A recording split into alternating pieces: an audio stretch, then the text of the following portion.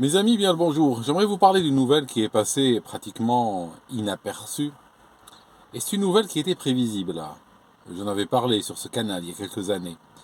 Les chantiers dits groupes navals en France viennent de perdre un contrat massif avec l'Arabie Saoudite.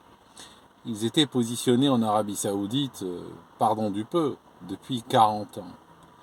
Et ils devaient construire des navires de guerre pour ce pays. Ils viennent de perdre le contrat à un groupe, cette fois-ci non américain, mais un groupe espagnol. Maintenant, si on creuse, on va peut-être trouver des intérêts américains. Je n'ai pas creusé. La situation était tellement prévisible et j'anticipe des situations pareilles dans le futur. J'en avais parlé dans une vidéo il y a quelques années. Il faut savoir une chose. Dans les contrats industriels, il y a un élément très important qui entre en jeu, c'est ce qu'on appelle la confiance. Ça veut dire que quand on a un contrat industriel qui va sous-tendre des intérêts économiques, des intérêts financiers, c'est un contrat qui va s'étaler sur un certain nombre d'années, qui va généralement transcender un président, transcender un gouvernement, transcender un régime. Mais on a besoin de pouvoir faire confiance au pays avec lequel on fait un accord pour que l'accord signé aujourd'hui, qui va s'étaler en général sur une livraison qui sera dans quelques années, on a envie que ce pays respecte cet accord-là, malgré les changements de régime ou les changements à la tête de l'État. Quand il s'agit de contrats de l'armement, ce sont des contrats industriels aussi, mais d'un type particulier. Là, l'intérêt n'est pas financier. Là, on n'est pas en train de signer avec un groupe partenaire ou autre, on est en train de signer avec un État. L'enjeu est très important. Ce sont des enjeux géostratégiques. Parfois, ce sont des enjeux liés à la survie de l'État même. Donc, c'est des enjeux extrêmement sérieux et par bien des aspects bien plus sérieux que des enjeux économiques. Donc, l'État saoudien cherche à commander des navires de guerre. La livraison, généralement, c'est pas pour demain. C'est pas comme si tu vas chez un concessionnaire et tu achètes une voiture. C'est des années de recherche, de développement, de construction. Et il va falloir, quand une telle commande est passée, être sûr que le pays en question va livrer, qu'il ne va pas endormir la mise, qu'il ne va pas soudainement se retourner pour des raisons idéologiques ou suite à un incident diplomatique ou suite à une actu particulière qui arrive sur Twitter ou qui arrive dans les news, que ce pays ne retourne pas sa veste. Or, qu'en est-il de la France ? Le problème de la France, c'est pas un partenaire solide. Sur le plan économique, purement économique, rappelez-vous, il y a un certain nombre d'années, il y avait des frégates qui avaient été commandées par la Russie. Les frégates ont été commandées, la Russie avait payé, elle avait attendu des années pour en obtenir la livraison. Et que fait la France ? Elle décide à la dernière minute de ne pas les livrer et elles ont été revendues à l'Égypte. Vous vous rappelez de cet incident ? Mais peut-être vous ne vous rappelez pas de cet incident. C'est pas important. Parce que ce ne sont pas des contrats qui se font avec le grand public. Le temps passe. Pourquoi à l'époque ces frégates avaient été vendues à l'Égypte ? On ne se rappelle plus de la raison. On sait que ça a été fait, mais pourquoi ? Qu'est-ce qui avait trendé sur Twitter à l'époque ? C'était quoi la sensibilité de l'époque qui avait justifié cela ? On ne sait plus, on ne se rappelle plus. Sauf que les mémoires des clients, les mémoires des États sont très longues. Elles peuvent durer des générations des fois. Et comme j'avais commenté à l'époque sur ce sujet-là, et je ne suis pas là pour vous dire que j'avais raison, c'est pas ça le but de la vidéo, c'est qu'effectivement, la France allait perdre, pas seulement perdre les frégates qu'elle n'avait pas livrées à la Russie, mais aussi perdre des contrats futurs face à d'autres fournisseurs qui vont paraître plus solides. Parce que l'Arabie Saoudite peut acheter des frégates aujourd'hui, espérer une livraison dans un certain nombre d'années, et puis finalement, peut-être 2 semaines avant la livraison, pour une histoire de quelques coups de fouet perdus par-ci par-là, pour quelqu'un qui aurait balancé un blasphème, pour une histoire d'un voile, pour un hashtag qui va trender sur Twitter ou sur Instagram, eh ben, le président de l'époque pourra dire non, je ne livre pas à l'Arabie Saoudite ces frégates et je les vends au Burundi. Hein, ça peut arriver. Ça peut arriver, on n'est pas à une absurdité près. Donc effectivement, parce que c'est déjà arrivé, ça peut arriver encore, et ceci vient dégrader, si vous voulez, la confiance qu'a la France à l'étranger. Et malheureusement, ceci va affecter pas l'emploi de M. Macron, ceci va affecter les gens qui travaillent dans les chantiers, va affecter ces personnes-là qui vivent en réalité avec ces contrats, et quand il n'y a pas de contrat, eh ben, ils n'ont pas de travail. Vous voyez, il n'y a pas de... Ça a toujours des conséquences, les décisions irréfléchies, les décisions prises comme ça. On a vu la France aussi, on a vu avec l'histoire de Renault, constructeur automobile. Alors, il y eut une histoire, est-ce que Zelensky avait demandé ça, on ne se rappelle plus qui avait demandé quoi. Mais finalement, non, Renault va sortir, voilà. Grand bruit et fracas, Renault sort. Pareil, ils avaient sorti des constructeurs français depuis l'Iran. Donc en fait, la réalité, c'est voilà. On a un pays avec des politiques qui travaillent sur le court terme, qui travaillent à l'échelle d'un mandat. Il n'y a pas de don d'État en fait. Hein. Il n'y a pas des De Gaulle par exemple. Ils travaillent à l'échelle d'un mandat, je disais. Ils travaillent à l'échelle d'un scandale à l'autre, d'un article dans le Point à l'autre. Et malheureusement, certains intérêts, eux, hein, comme les intérêts géostratégiques ou les intérêts industriels ou autres, sont des intérêts qui se projettent sur des décennies. On met des décennies à construire. Ça fait 40 ans que le groupe naval est en Arabie Saoudite. Il faut des décennies pour construire une relation, un partenariat, une stabilité. Or, le problème, quand on a des gens qui réfléchissent d'un mandat à l'autre, ou d'un article de presse à l'autre, ou d'un hashtag à l'autre, ben le résultat net, c'est que ça devient incompatible avec toute forme d'industrie. Voilà, ça c'est un gros problème. Autre chose sur une thématique presque similaire. Vous savez, la France va maintenant interdire les vols intérieurs, du moment qu'il existe, ne serait-ce que sur le papier, ne serait-ce que théoriquement, s'il existe une alternative par le train de l'ordre de 2h30. Donc du moment qu'il y a un train qui peut le faire en 2h30 sur le papier, peu importe les horaires, peu importe où il arrive, peu importe si des gens font des transits à travers la France ou voyagent à l'autre bout du monde et ils doivent aller vers un autre aéroport, peu importe. Du moment qu'il y a une solution par le train, donc l'avion sera interdit. Alors, quel avion sera interdit? C'est l'avion de ligne. C'est l'avion de ligne, n'est-ce pas? Tu ne pourras pas acheter un billet d'Air France pour voyager à l'intérieur de la France. Par contre, le jet privé, lui, ne sera pas interdit. L'hélico ne sera pas interdit. Et d'ailleurs, les dirigeants qui donnent des leçons, eux, n'hésitent pas à faire des trajets de 20 minutes, de 25 minutes, et des trajets qui auraient pris des fois 40 minutes en voiture, ils n'hésitent pas à les faire en jet privé. Donc qu'est-ce qu'on est en train de faire là? On est en train de créer, en train d'avancer de plus en plus en Europe, en Occident de manière générale, vers des sociétés construites pour les plus forts. Vers des sociétés où aujourd'hui, c'est vrai, tu vas dire, bon, ma foi, c'est pas grave, hein, combien de vols intérieurs j'ai pris ces dernières années, ben finalement je vais galérer, je prendrai la voiture ou le train. Mais il ne s'agit pas de ça. Il s'agit d'un changement profond de société. Ils sont en train de créer une société pour les plus riches. Aujourd'hui, ce sera le vol intérieur qui sera pas disponible. Demain, ça sera le chauffage. Le chauffage, c'est déjà pas disponible. Un jour, il va falloir obtenir du pain sur condition de fortune. Un jour, on montera dans le bus sur dossier. C'est ça. On est en train de créer une société de privation. C'est pas du conspirationnisme. Macron avait dit c'est la fin de l'abondance. La fin de l'abondance. Pas pour lui, les gens et ses semblables. Pas pour les riches qui lui financent ses campagnes électorales et pour lesquelles il va financer leurs joujoux. Pourquoi le contribuable français doit-il par exemple financer par ses impôts des subventions qui sont en centaines de millions, si ce n'est pas en milliards, à des groupes de presse appartenant à des manias, appartenant à des riches, à des milliardaires?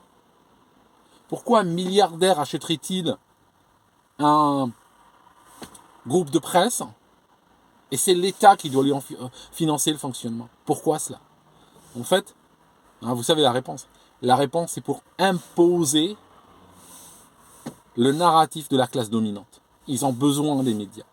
Et ils ont même aujourd'hui, ils descendent en dessous des médias, ils créent même des officines de terreur intellectuelle pour, qui s'appellent pour décoder, en réalité, c'est pour venir dans la société civile, pour essayer d'apporter du terrorisme intellectuel de proximité. Le journal, lui, fait du gros, le journal va ratisser large, la télé va ratisser large, ils n'ont pas le temps d'aller s'intéresser aux tweets d'un tel ou un tel, ils n'ont pas le temps d'aller s'intéresser aux posts Facebook d'un tel et un tel, ou telle page, ou tel groupe, mais par contre, ils ont créé par-dessus cela ce qu'ils appellent des décodeurs qui vont venir imposer un terror intellectuel de proximité pour toujours empêcher le débat, pour empêcher le dialogue, et ils n'hésitent pas devant les falsifications, n'hésitent pas devant les sophismes, n'hésitent pas devant tous les moyens possibles et imaginables pour faire taire les gens, pour faire déraper les débats, pour décrédibiliser les lanceurs d'alerte. Si demain un lanceur d'alerte dit oui, dans telle société, tel groupe, dans telle entreprise, généralement, toujours, c'est soit ils défendent l'État et les forces de l'argent, c'est très simple, les dominants. Donc, si par exemple un lanceur d'alerte va dire oui, je travaille dans telle entreprise et j'ai vu tel truc, eux, ce qu'ils vont faire, ils vont téléphoner et voilà, est-ce que telle situation est survenue chez vous? La personne chargée de la com va dire absolument non, raccroche, tic tic tic, c'est faux. Verdict, faux. Ils défendent toujours les puissants. Donc, on est en train de créer. Et c'est très important de voir les deux choses en parallèle, parce que en même temps qu'on est en train de dégrader la qualité de vie des gens, pendant qu'on est en train de les laminer avec l'inflation, avec la précarité énergétique dans laquelle on pousse des millions de gens, en parallèle, ils sont en train de créer justement le contrôle absolu du narratif. Ça, c'est très important. C'est pour ça, entre autres, qu'ils ont menacé d'interdire Twitter en Europe et tout ça. Et ils pourraient même le faire, d'accord ? Sachant que dans les années 90, je me rappelle qu'ils avaient, la France, les Français, le régime français avait l'outrecuidance d'aller critiquer la Chine en disant la Chine censure l'Internet. Les temps ont beaucoup changé depuis. Vraiment, l'eau a coulé sous les ponts, comme on dit. Alors, ce que je voulais vous dire également, c'est que en termes j'avais parlé de Macron, j'avais parlé aussi de ce qu'il a appelé la fin de l'abondance. Je voulais vous dire que Macron, quand il a été aux États-Unis, chez Biden, le fou de la Maison-Blanche, le sénie de la Maison-Blanche, ils ont eu un repas, ils ont eu un gueuleton, pas mal d'invités, qui a coûté $500 000. D'accord ? Alors, ce qui est extraordinaire, c'est que on voit bien la fin de l'abondance pour qui? C'est pas pour eux. Ok, c'est pas pour eux et leurs semblables. Et je peux vous dire que les steaks qui étaient sur la table, c'était pas de la fausse viande climate friendly, c'était pas ça. Ok, ça c'est pour vous. La vermine, les cafards broyés, les araignées broyées, tout ça avec du soja transgénique et tout. D'accord. À l'époque, moi quand j'étais ado, José Bové arrachait ça. Comment il s'appelait, les Frascagat, quelque chose comme ça. Vous vous rappelez ceux qui chantaient la chanson le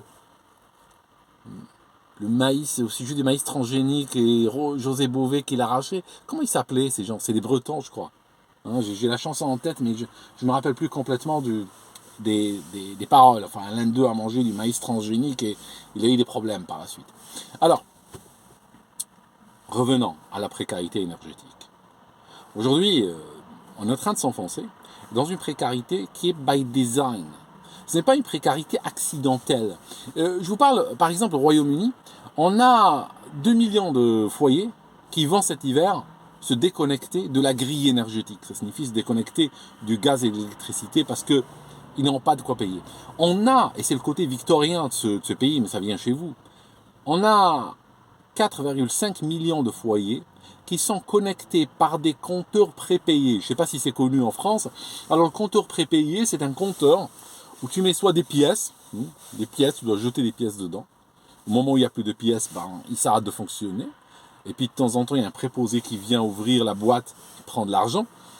Ou bien, dans une version un peu plus modernisée, il marche avec une sorte de carte, une sorte de carte qui est insérée dedans. Et ce qu'il faut faire, il faut régulièrement prendre la carte quand le solde qu'il y a dedans se termine ou est épuisé. Il faut la prendre, aller à la poste, aller chez l'épicier, lui donner la carte, il la met dans un appareil, il faut le payer. Et là, il rentre combien tu veux mettre dedans. Et après, tu prends ta carte et tu vas l'insérer dans le compteur pour réaccéder aux privilèges de la lumière et de la chaleur. D'accord ? 4,5 millions de foyers dans cet état.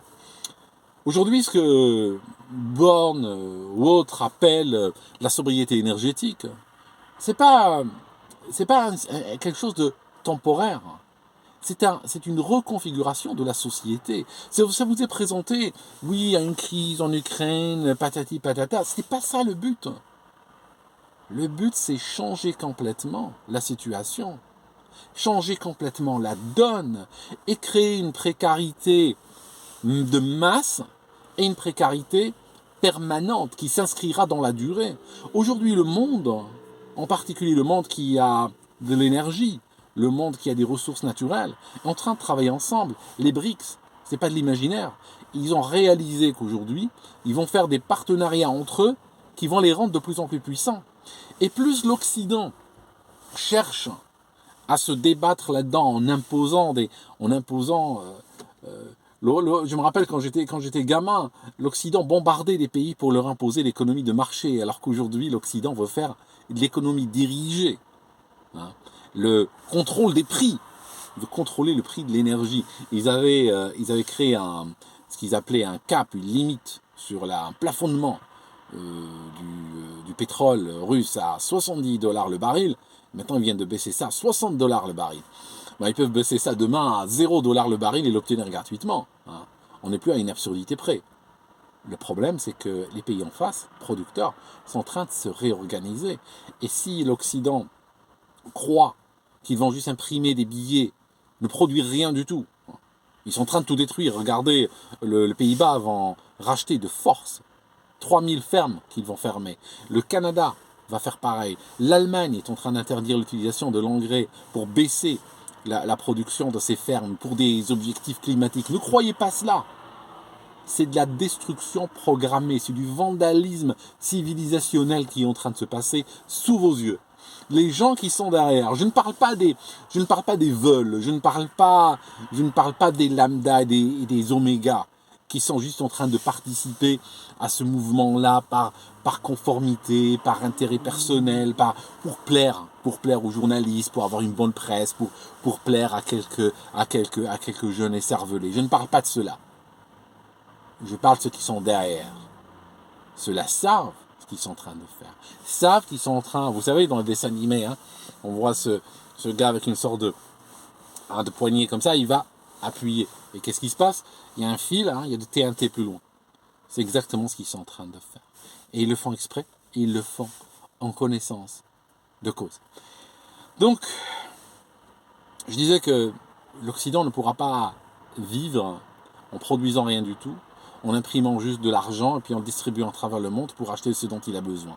Les aliments, on les achètera ailleurs. On détruit nos fermes.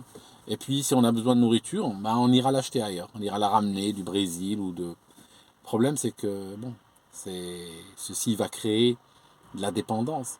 On a une perte de souveraineté. On a déjà une perte de souveraineté énergétique. On aura une perte de souveraineté alimentaire. On aura des pertes de souveraineté sur tout. Et un jour, s'il y a la monnaie qui collapse ou si on a un problème économique profond ou autre, on va aller faire des soupes au gazon et on va faire passer le café 3 fois dans la machine. Si on en a du café. Enfin, mes amis, c'était couru. C'était couru parce que si on regarde sur le plan profond, parce que tout ce qui est en train de se passer là, c'est littéralement de niveau biblique, et ça a des répercussions, enfin c'est même pas des répercussions, c'est plutôt le contraire. Ça vient du fond. C'est profond, une civilisation. Une civilisation, vous savez, si on prend un humain, il peut avoir certaines caractéristiques dans son comportement où on peut dire cet humain-là est peut-être en dépression, par exemple. imaginons quelqu'un qui se lave pas, qui s'occupe plus de lui-même, qui sort pas, qui dort pas, qui mange pas, qui fait rien convenablement, on peut des fois dire, ouais, il file un mauvais coton, lui, j'ai l'impression qu'il est en dépression. Alors, on peut dire ça pour un humain, mais il y a aussi des marqueurs de dépression civilisationnelle. Une civilisation qui tombe en dépression, bon, il faut étudier tout simplement les anciennes civilisations qui sont passées, qui ont été parfois, qui ont éclairé une bonne partie du monde, puis un jour elles ont disparu littéralement dans les égouts de l'histoire, sans qu'on sache vraiment comment. Eh ben, parfois c'est spirituel, c'est très profond. Et en fait, il y a une dégradation morale qui précède tout. La dégradation morale, la déchéance morale précède toujours, d'accord, précède toujours la dégradation ou la fin sur le plan économique, sur le plan civilisationnel. Parmi les marqueurs, une civilisation qui est en dépression est une civilisation qui ne sait plus, par exemple, créer de l'art qui transcende, un art qui va plaire au-delà de cette civilisation-là, mais qui va plaire au-delà des générations, où les gens vont rester waouh devant cet art-là, même quand nous ne serons plus là. D'accord ? La médiocrité de l'art, la médiocrité de la création artistique d'une civilisation est un marqueur de dépression civilisationnelle. Un autre marqueur très puissant aussi, c'est la capacité à se reproduire, la capacité à maintenir les générations, la capacité à créer un socle familial solide, un noyau familial qui va être le tissu, qui va être la pièce maîtresse d'un tissu social sain qui permettra à une société d'évoluer et de communiquer, non pas l'irresponsabilité, mais communiquer des valeurs solides à de nouvelles générations qui vont prendre le flambeau, que lorsque la génération d'avant aura les mains qui tremblent, eh bien que le flambeau ne tombe pas par terre, qu'il y aura une autre qui le prendra, qui continuera à éclairer le chemin. Ça n'existe plus. Aujourd'hui, en Occident, nous sommes la génération de l'avortement, nous sommes la génération de la sexualité non reproductive, sous toutes ses formes. Et on en est fier, sachant que la fierté précède souvent la ruine. Donc, il y a des marqueurs qui sont apparus sur la civilisation occidentale déjà, qui ont été consommés depuis un bon moment, et qui ont fait leur nid, qui sont installés cette fois-ci de manière durable, extensive. Par la suite, le reste vient. Le reste, après, c'est comme si tu avais un collier de perles qui se casse, une première perle qui tombe au sol, tac, tac, et après, ce qui va se passer, c'est toutes les perles d'un coup. C'est vers ça que nous sommes en train d'aller, à mon sens. Voilà, mes amis. J'aurais voulu venir vers vous avec un message plus positif, mais il devient extrêmement difficile par les temps qui courent de trouver du positif. Je vous laisse et puis c'est juste un constat. Hein. Vous savez, je suis bien. Hein. Intérieurement, je suis bien. D'accord, je suis en paix. Je suis pas noir, je suis pas sombre, je suis pas triste. Et bon. Je fais un constat.